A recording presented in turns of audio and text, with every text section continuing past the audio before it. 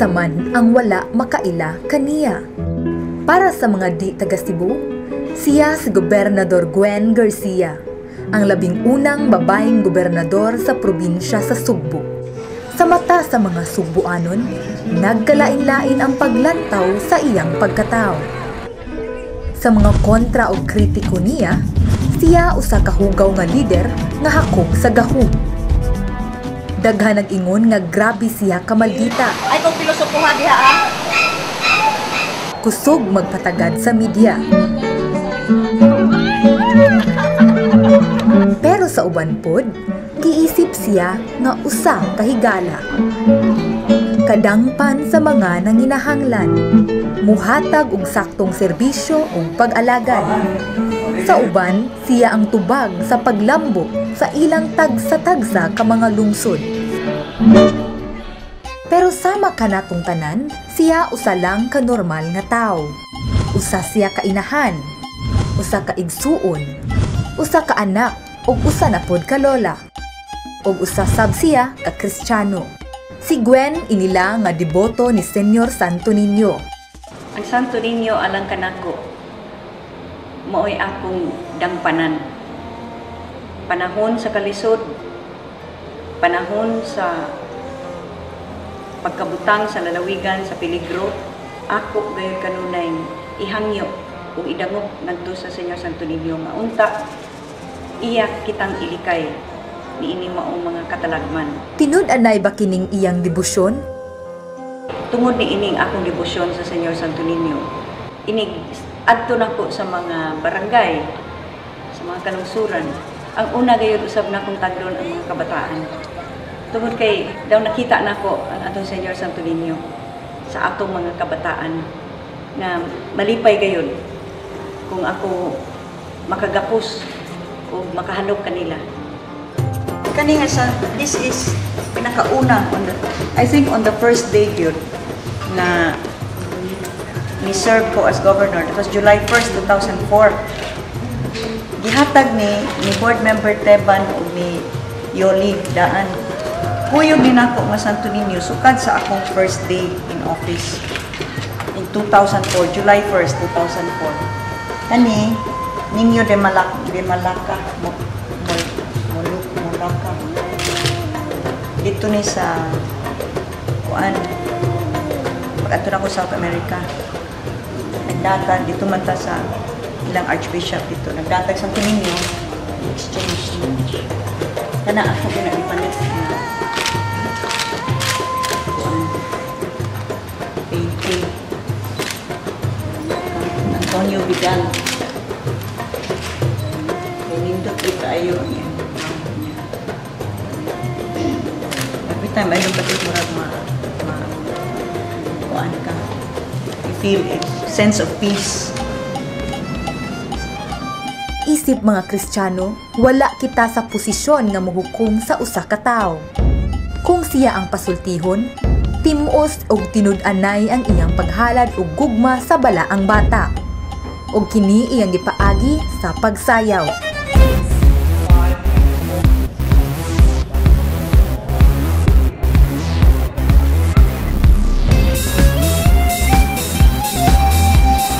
Sa iyang paglingkod isip gobernador, siya mosayaw matag tuig sa kasaulugan sa pista sa Senyor Santo Niño.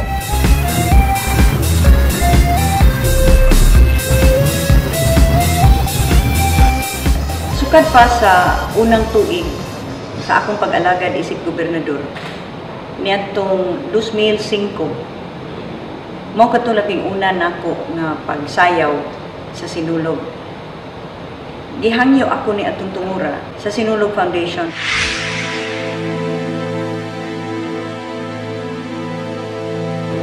Sa pagkatinuod lang sa labing unang higayon, wa ako makasiguro og kaya ba nako. Apan sa diha akong gitimbang-timbang, miingon ko, kining akong pagsayaw dili man kay aron pagpakita sa akong kahanas sa pagsayaw.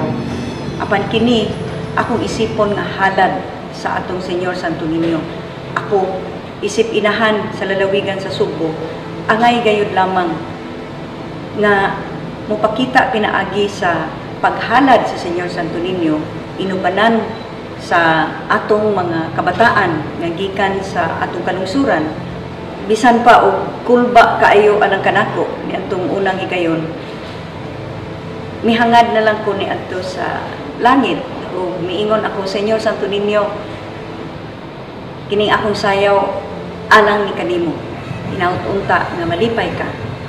Niining akong paningkamot o ang ako lang gayud buoti paabot mao nga ako nagpasalamat sa tanan nimong grasya nagibukbo sa atong lalawigan sa Subo, samtang padayon usab ang akong pangaliyo po nga imo gayud kanunay proteksyonan ug bantayan ang atong Subo. Karong tuiga, nanghinaot siya nga makasayaw sa katapusang higayon. Apan adunay dakong hagit nga niabot kaniya. Usa ka dakong pagsuway nga muhulma sa iyang tinuod nga karakter ug pagkatao. The Office of the President suspends Cebu Governor Gwendolyn Garcia's alleged grave abuse of authority. This is plain and simple a power grab. I am continuing to stay here. This is my stand. I am not stepping down. Until the remedies that due process affords me and available under our laws are exhausted. Tungod ni ining mga panghitabo, hanap na nga makasayaw pa si Gwen.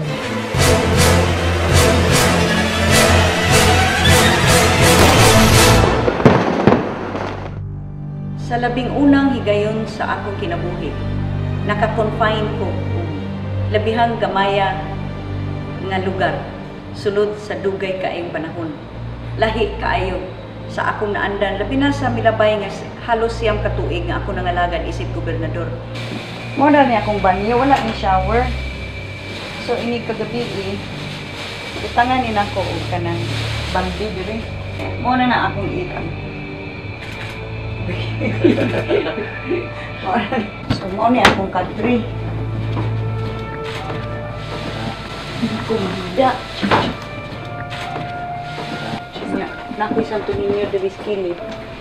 Ako ni Pedro Calungsod.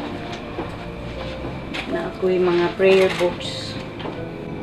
Kay kuan man ni tambakanan man is mga karton to dito gay nahipusito.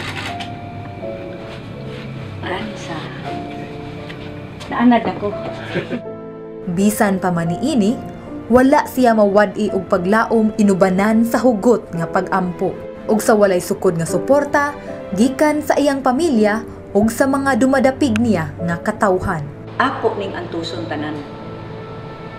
Tungod kay giisip kong sagrado ang inyong pagsalig nga gihatag kanako ug kamo ang katawhan nga mihatag kanako sa mandato nga moalagad kaninyo isip gobernador.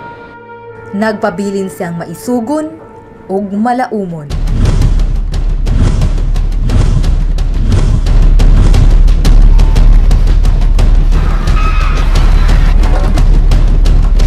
May I just say that I join all of the Cebuanos today in a day of offering, a day of thanksgiving to our beloved Senyor Santo Niño.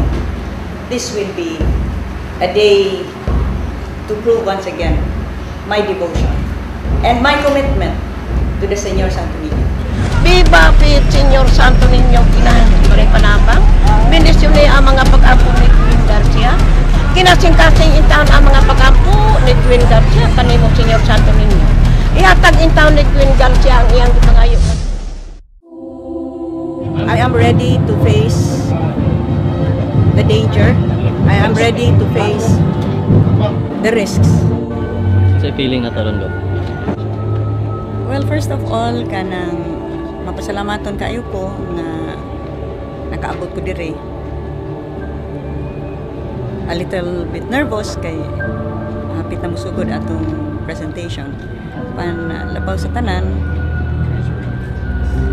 murag nahibalik ka nako ang mga naglabay ng mga katuigan o akong nahinumduman ang atong matagtuig nga halad kang Senyor Santo Niño. Murag kini mao'y matawag na to nga finale kay mauni ang ikasiyam o katapusan na akong pagsayaw isip gobernador sa lalawigan sa Subo. Murag niya karon ni ining atong halad ang kinatibuk-an sa siyam katuig ng pag-alagad nato isip gobernador, kinatibuk-an sa atong pagpasalamat sa Senyor Santo Niño sa iyang kanunay nga paggiya kanato ug kanunay nga pagpanalipod sa lalawigan sa Subo.